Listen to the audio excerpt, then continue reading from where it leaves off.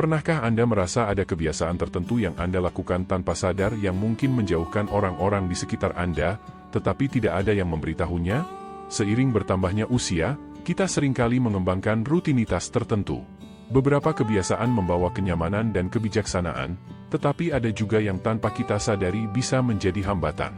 Anda mungkin berpikir bahwa Anda hanya menunjukkan diri Anda yang sebenarnya, namun sebenarnya orang-orang di sekitar Anda menyadari hal tersebut. Meskipun mereka tidak mengatakan apa-apa, kebiasaan-kebiasaan ini bisa memengaruhi cara mereka memandang Anda, baik itu keluarga, teman, bahkan orang yang tidak terlalu dekat dengan Anda. Dalam video ini, saya akan membahas 12 kebiasaan yang seringkali tak disadari, yang mungkin dilakukan di usia lanjut, yang orang lain perhatikan tapi jarang dibicarakan. Dan yang saya maksud dengan buruk, di sini bukanlah hal-hal fisik, melainkan kebiasaan yang secara perlahan bisa merusak martabat Anda, membuat Anda lebih terisolasi, dan mengurangi rasa hormat yang telah Anda bangun sepanjang hidup. Setiap poin yang akan dibahas di sini bertujuan untuk mengajak Anda berpikir, bukan untuk menghakimi diri sendiri, tetapi untuk memeriksa dengan lembut, apakah kebiasaan ini masih memberi manfaat atau justru menjauhkan orang lain. Berita baiknya adalah bahwa kebanyakan kebiasaan ini bisa diperbaiki. Langkah pertama adalah menjadi lebih sadar. Di akhir video ini, Anda tidak hanya akan mengetahui apa yang perlu diperhatikan, tetapi juga bagaimana membawa diri dengan lebih percaya diri dan anggun di tahun-tahun mendatang. Jadi, tetaplah bersama saya sampai akhir, karena Anda mungkin akan menyadari bahwa beberapa perubahan kecil bisa membawa dampak besar pada bagaimana orang memperlakukan Anda dan, yang lebih penting, bagaimana Anda memperlakukan diri Anda sendiri. Ayo kita mulai. Nomor 1, mengabaikan kebersihan pribadi. Salah satu hal pertama yang diam-diam diperhatikan orang adalah ketika seseorang mulai mengabaikan kebersihan diri, meskipun tidak selalu dalam bentuk yang mencolok. Ini tentang hal-hal kecil seperti pakaian yang terlihat sudah dipakai berulang kali, rambut yang tidak teratur, atau kuku yang dibiarkan terlalu panjang. Meskipun terlihat sepele, hal-hal ini memberi kesan tentang bagaimana kita menghargai diri sendiri. Kebersihan bukan hanya soal penampilan fisik, tetapi tentang bagaimana kita mempresentasikan diri kita kepada dunia. Di masa muda, kita cenderung menjaga kebiasaan ini tanpa berpikir, tetapi seiring bertambahnya usia, rutinitas bisa berubah dan energi kita berkurang. Kadang-kadang, kita mulai merasa bahwa tidak ada gunanya lagi merawat diri. Perubahan ini mungkin tidak terlihat jelas, tetapi orang-orang di sekitar Anda memperhatikannya. Mereka mungkin tidak memberitahu Anda langsung, tetapi mereka mulai menjaga jarak sedikit demi sedikit. Mereka lebih jarang berkunjung atau bahkan menghindari kontak fisik. Pesan yang mereka terima adalah bahwa Anda mulai kurang peduli pada diri sendiri. Dan ini bagian yang jarang dibicarakan. Ketika Anda berhenti merawat diri, orang lain secara tidak sadar akan memperlakukan Anda dengan cara yang berbeda. Ini bukan berarti Anda harus selalu tampil sempurna, tetapi menjaga kebersihan dengan pakaian yang rapi, rambut yang terawat, dan kuku yang bersih sudah cukup untuk menunjukkan bahwa Anda menghargai diri Anda. Sebuah sinyal yang mengatakan, saya masih peduli. Saya masih ada di sini. Kebersihan adalah cerminan energi Anda, dan ketika Anda merawat diri, orang lain akan lebih menghargai dan memperlakukan Anda dengan penuh kehormatan.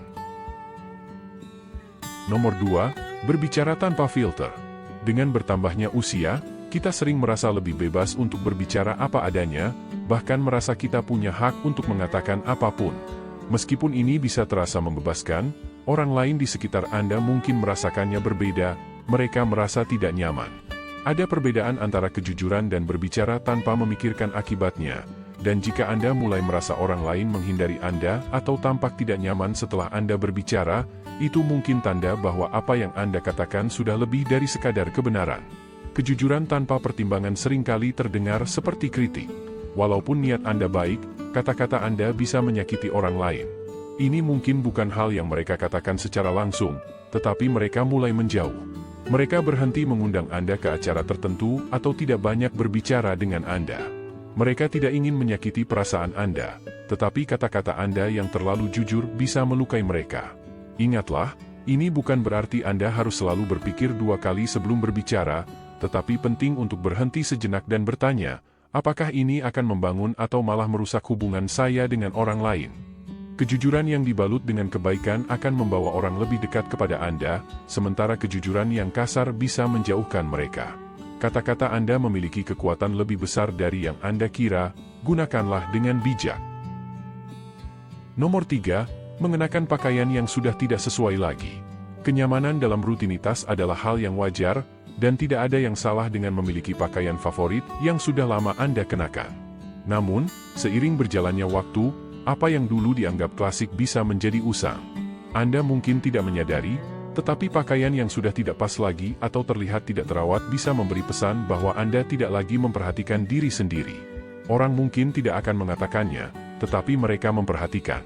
Ini bukan soal mengikuti tren, melainkan tentang menunjukkan bahwa Anda masih peduli dengan penampilan Anda. Ketika Anda mengenakan pakaian yang sesuai, terawat, dan mencerminkan rasa hormat terhadap diri sendiri, itu memberi kesan positif kepada orang lain. Ini menunjukkan bahwa Anda masih aktif, hadir, dan menghargai diri Anda. Mengenakan pakaian yang pas dan terawat bukan berarti Anda harus berpakaian seperti orang muda, tetapi ini menunjukkan bahwa Anda masih peduli pada bagaimana orang melihat Anda, dan yang lebih penting, bagaimana Anda melihat diri sendiri.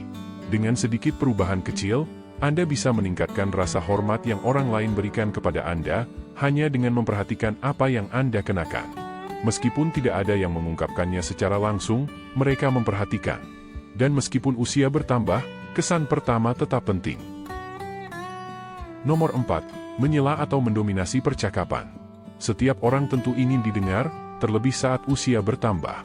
Setelah melewati banyak pengalaman hidup, ada rasa ingin membagikan kebijaksanaan yang telah diperoleh. Namun, dalam upaya menyampaikan pendapat, kita seringkali lupa memberikan kesempatan bagi orang lain untuk berbicara. Misalnya, ketika seseorang menyebutkan topik yang sudah kita alami, kita cenderung langsung menyela dan menceritakan pengalaman kita sendiri, bahkan memberi penjelasan tentang apa yang harus mereka lakukan.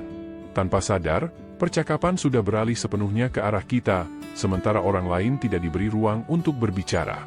Fenomena ini sebenarnya jarang muncul dari niat buruk. Biasanya, itu berasal dari keinginan yang tulus untuk membantu. Akan tetapi, saat kita mengambil alih percakapan terlalu lama, tanpa sadar kita bisa membungkam suara orang lain. Meskipun mereka mungkin tidak langsung mengungkapkannya, mereka mulai menjauh.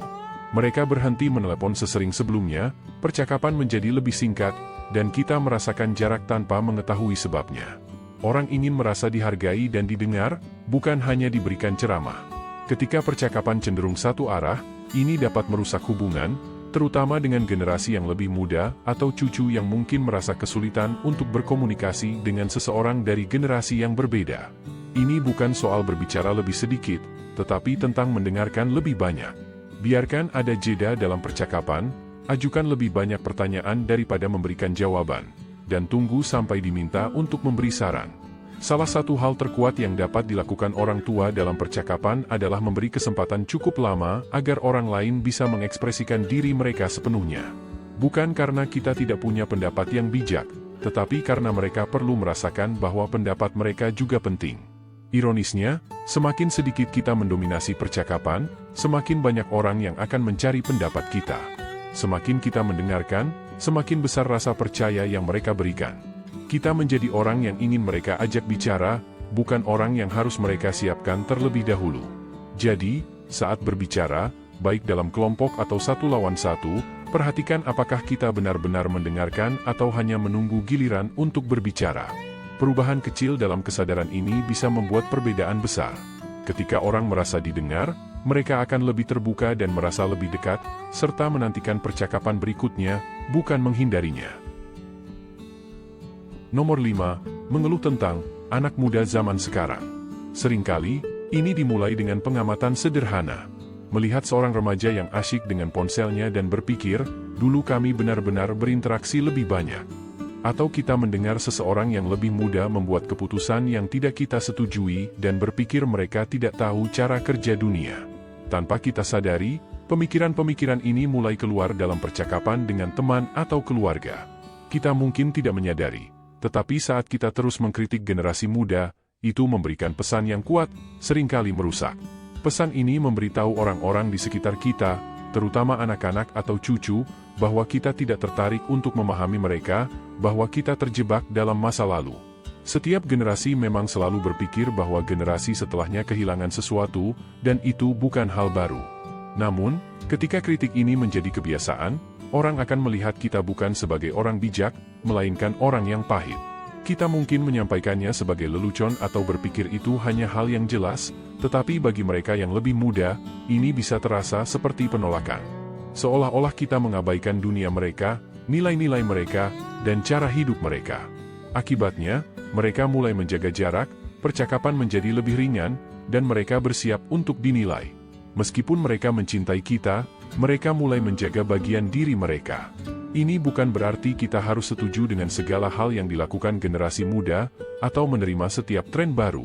Yang lebih penting adalah memilih untuk menunjukkan rasa ingin tahu daripada mengkritik, bertanya daripada berasumsi. Ketika kita beralih dari mengatakan, anak-anak sekarang malas, menjadi bertanya, bagaimana rasanya berusaha menemukan jalan hidupmu, kita membuka peluang untuk hubungan yang lebih baik. Kita menciptakan ruang untuk dialog, bukan pemisahan. Nilai kita bukan datang dari membandingkan masa lalu dengan sekarang, tetapi dari menjembatani keduanya. Kita menjadi sosok yang kokoh menjangkau lintas generasi, bukan suara yang mengkritik dari belakang. Dan percayalah, ketika orang muda merasa dihormati, mereka akan lebih terbuka dan mendengarkan kita. Mereka akan datang kepada kita bukan karena mereka harus, tetapi karena mereka ingin. Kita menjadi orang yang mereka hormati, percayai, dan cari, pertama-tama karena kebijaksanaan kita dalam mendengarkan, kemudian berbicara. Nomor 6. Mengabaikan etika sosial modern. Ada jenis kesadaran sosial yang sering tidak kita sadari sampai hal itu tidak ada lagi. Misalnya, berbicara keras di telepon di tempat umum, berdiri terlalu dekat dengan orang lain di antrean, atau memainkan video tanpa headphone di ruang tunggu. Meskipun ini adalah perilaku kecil, hal-hal tersebut dapat mempengaruhi pandangan orang lain terhadap kita. Dahulu, orang mungkin lebih toleran terhadap percakapan keras atau perilaku yang tidak terduga. Namun, dengan berjalannya waktu, ekspektasi sosial berubah, dan hal-hal yang dulunya dianggap wajar kini bisa membuat orang merasa tidak nyaman. Masalahnya adalah, kita mungkin tidak sadar telah melakukannya. Tidak ada yang akan mengingatkan kita secara langsung, tolong lebih pelankan suaramu, atau, bisa lebih memberi jarak sedikit. Sebagai gantinya, orang akan menghindari kontak mata, memberikan tatapan tidak nyaman, atau berpindah tempat. Itu bukan masalah pribadi, tetapi itu nyata. Baik di kereta bawah tanah, kedai kopi, atau toko, perilaku kecil yang mengabaikan etika sosial ini mengirimkan pesan. Saya tidak sadar akan dampak saya terhadap orang lain. Orang seringkali tidak memberi manfaat keraguan pada orang yang lebih tua, mereka menganggap kita seharusnya tahu lebih baik. Ketika mereka melihat perilaku tersebut, mereka tidak menganggapnya sebagai kesalahan, melainkan sebagai ketidakpedulian.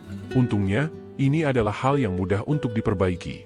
Mulailah memperhatikan bagaimana orang di sekitar kita berperilaku di ruang publik, bagaimana mereka menjaga volume suara, jarak pribadi, atau interaksi dengan teknologi saat orang lain ada di sekitar. Etika sosial modern bukan soal menjadi kaku, melainkan tentang menjadi lebih perhatian. Ini menunjukkan bahwa kita masih terhubung dengan dunia dan peduli dengan dampak yang kita timbulkan terhadap orang lain. Kesadaran ini menciptakan rasa hormat. Ini memberitahu orang lain bahwa meskipun kita lebih tua, kita masih memperhatikan, beradaptasi, dan peduli dengan perasaan mereka. Hal ini tidak hanya meningkatkan bagaimana orang asing merespons kita, tetapi juga bagaimana keluarga melihat kita. Cucu-cucu mulai memperhatikan, tetangga-tetangga mulai mengagumi, dan rasa hormat mereka tumbuh diam-diam. Di dunia yang sibuk ini, seseorang yang bergerak dengan kesadaran dan martabat lebih menonjol daripada sebelumnya. Nomor 7, terlalu banyak membicarakan masalah kesehatan. Kita sering mendengar candaan tentang sekelompok orang tua yang terlibat dalam percakapan mengenai siapa yang paling bermasalah dengan lutut, tekanan darah tertinggi, atau siapa yang paling banyak mengonsumsi obat-obatan yang tersimpan di rak kamar mandi. Meskipun terdengar seperti obrolan ringan atau cara untuk saling terkoneksi, terus-menerus membahas masalah kesehatan bisa membuat orang-orang di sekitar Anda merasa lelah.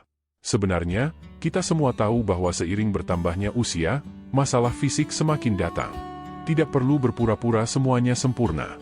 Namun, jika percakapan terus-menerus berfokus pada rasa sakit, diagnosa dokter, atau prosedur medis yang akan datang, hubungan mulai terasa lebih seperti perawatan daripada koneksi manusia.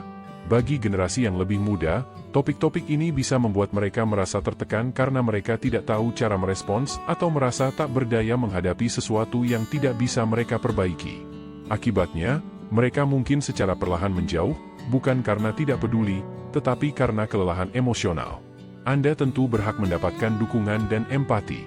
Namun, jika masalah kesehatan menjadi pusat perhatian dalam setiap percakapan, hubungan yang seharusnya bersifat hangat menjadi terasa lebih seperti keluhan. Ingat, orang-orang yang Anda nikmati untuk bersama biasanya tidak terus-menerus menyebutkan rasa sakit atau obat yang mereka konsumsi. Mereka lebih fokus pada hal-hal yang masih berjalan dengan baik dalam hidup mereka, menyebutkan tantangan, tetapi tidak membiarkannya mendominasi percakapan. Ini bukan berarti Anda harus menyembunyikan masalah kesehatan Anda. Namun, penting untuk memilih waktu dan audiens yang tepat, serta menjaga keseimbangan. Bagikan apa yang Anda alami, tetapi juga beri perhatian pada orang lain dengan menanyakan tentang keadaan mereka. Cobalah berbicara tentang hal-hal lain yang menyenangkan, seperti buku yang sedang dibaca, taman tetangga, atau burung di luar jendela. Hidup Anda masih penuh dengan cerita yang tak terbatas pada masalah medis saja. Orang-orang ingin berhubungan dengan Anda, bukan hanya gejala-gejala Anda. Anda mungkin terkejut bagaimana suasana hati menjadi lebih ringan ketika Anda tidak selalu membiarkan kesehatan mendominasi percakapan. Fokus pada apa yang masih bisa Anda nikmati, apa yang menyenangkan, dan hal-hal yang masih membuat Anda tersenyum. Tidak hanya Anda akan merasa lebih baik, tetapi orang di sekitar Anda pun akan merasakannya. Di dunia yang terkadang berat ini, menjadi seseorang yang membawa sedikit keceriaan adalah hal yang luar biasa dan dapat memberi dampak positif yang tak terduga. Nomor 8, terlalu keras kepala dengan keyakinan lama yang sudah tidak relevan. Salah satu tantangan terbesar saat menua adalah bagaimana kita berpegang pada keyakinan yang dulu sangat bermanfaat, tetapi kini mungkin tidak lagi sesuai dengan dunia yang kita jalani. Kita seringkali merasa nyaman dengan prinsip-prinsip yang telah membentuk cara kita hidup, mendidik anak, atau menjalani karir. Namun, seiring berjalannya waktu, jika tidak berhati-hati, keyakinan tersebut bisa berubah menjadi tembok yang membatasi pandangan kita terhadap dunia yang terus berkembang. Mungkin Anda pernah berkata, itulah kenyataannya, atau, orang sekarang terlalu sensitif, atau, saya tidak peduli dengan teori ilmiah, saya tahu apa yang benar.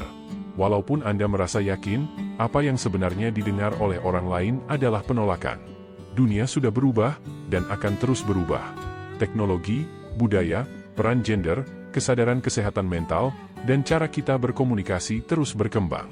Ketika kita bersikeras dengan pandangan kita tanpa membuka diri terhadap perspektif lain, hal itu bukan terlihat seperti kebijaksanaan, melainkan ketidakmauan untuk belajar.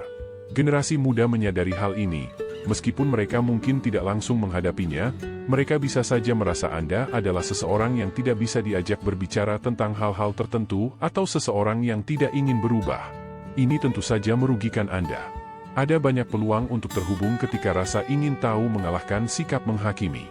Menjaga sikap terbuka tidak berarti Anda harus meninggalkan prinsip-prinsip Anda. Ini berarti Anda bersedia untuk menyesuaikan pandangan Anda tanpa mengorbankan siapa diri Anda sebenarnya. Ini juga berarti memberi ruang bagi ide-ide baru, meskipun Anda tidak setuju sepenuhnya. Seringkali, keras kepala datang dari rasa takut kehilangan relevansi, takut tertinggal, atau takut bahwa dengan melepaskan keyakinan lama, kita kehilangan bagian dari diri kita. Namun, kenyataannya adalah relevansi tidak datang dari seberapa keras kita berpegang pada masa lalu. Relevansi datang dari bagaimana kita bisa menghadapi masa kini. Ketika Anda bisa mengatakan, saya belum pernah memikirkannya seperti itu, atau cerita lebih lanjut tentang hal itu, Anda membuka ruang untuk diskusi dan orang-orang akan merasa nyaman berbagi dengan Anda.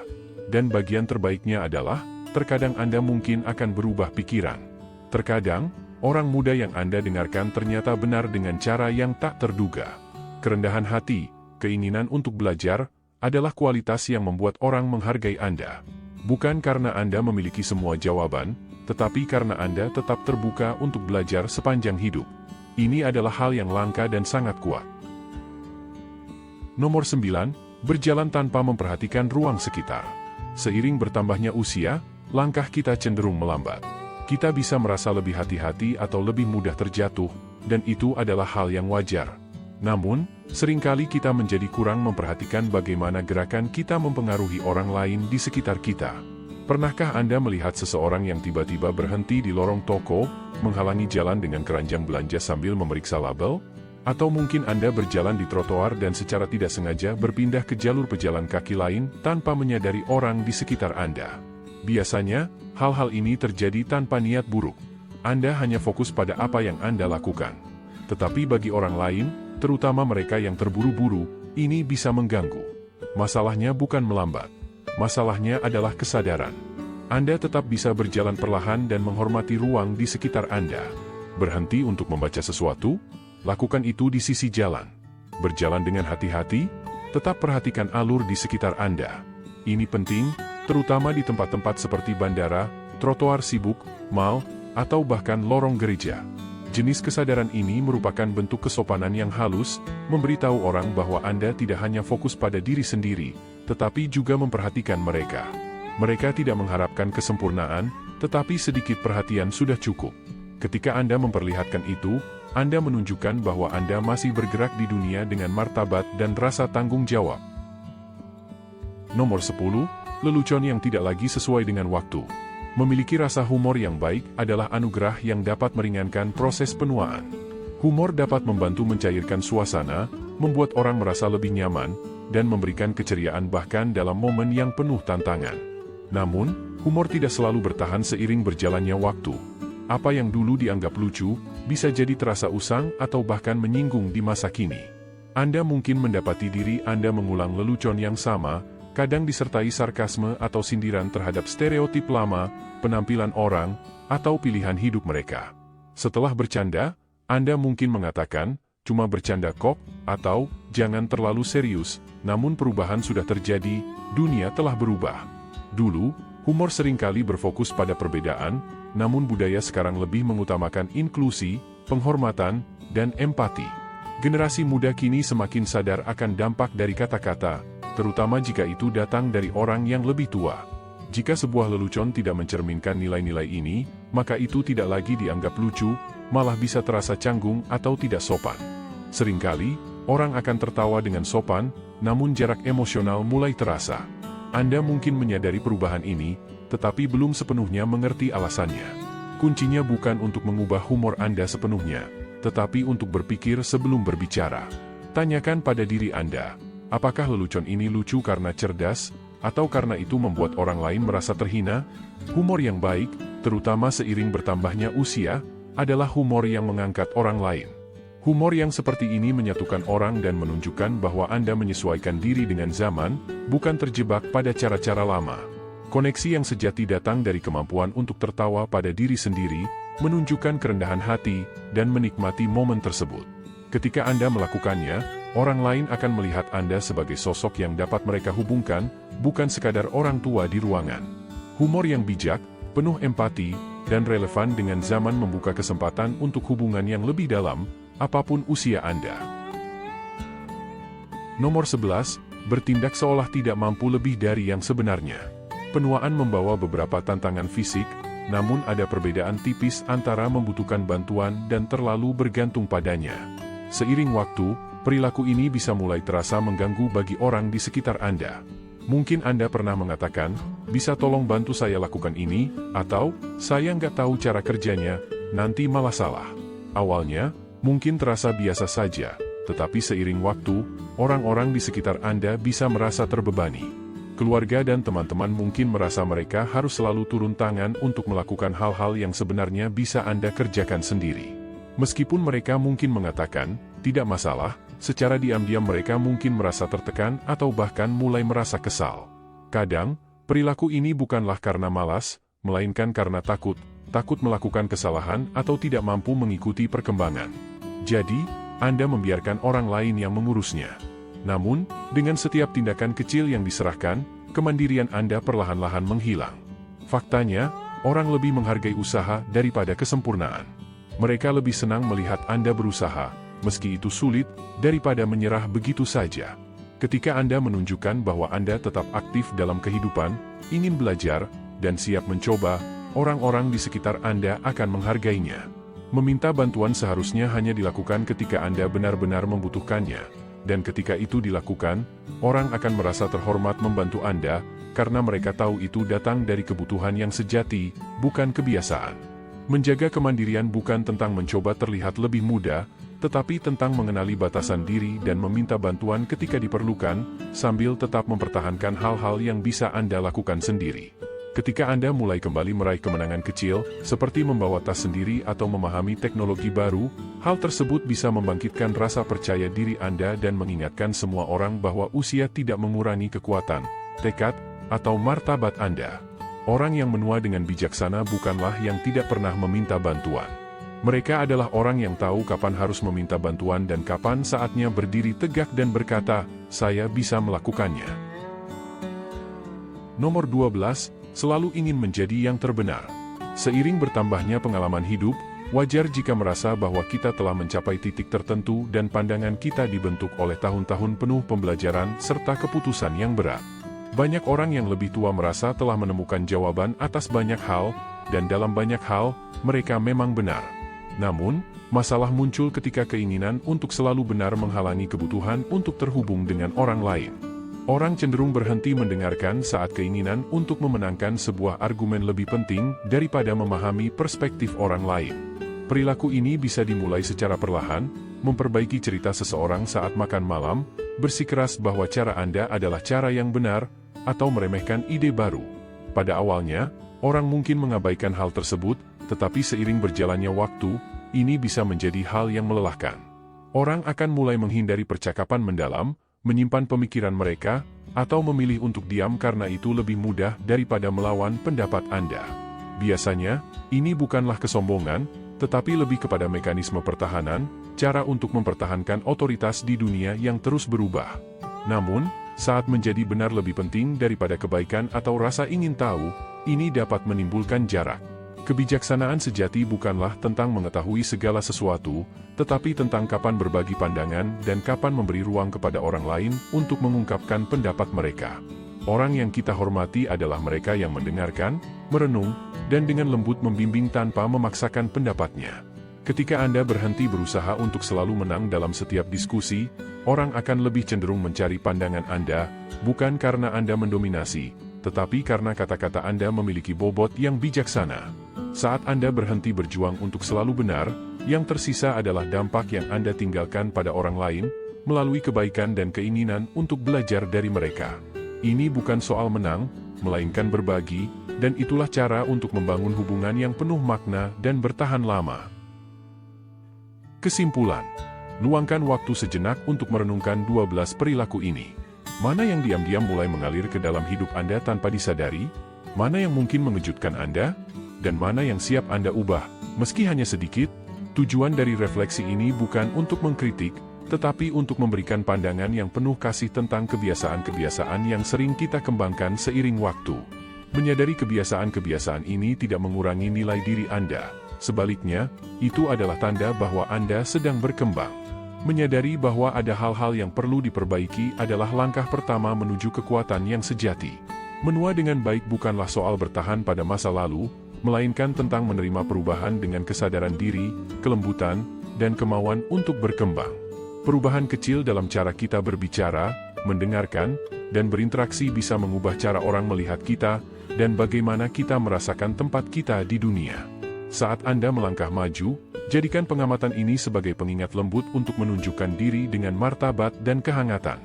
Dan ingat, tidak pernah terlambat untuk mengubah cara kita berinteraksi dengan dunia. Setiap penyesuaian kecil dapat memberikan perbedaan besar. Jika Anda menikmati video ini dan merasa bermanfaat, mohon untuk like, subscribe, dan bagikan. Dukungan Anda membantu kami untuk terus menciptakan konten yang baik untuk memberi informasi dan menginspirasi Anda. Terima kasih telah menonton, dan kami berharap dapat bertemu dengan Anda di video selanjutnya.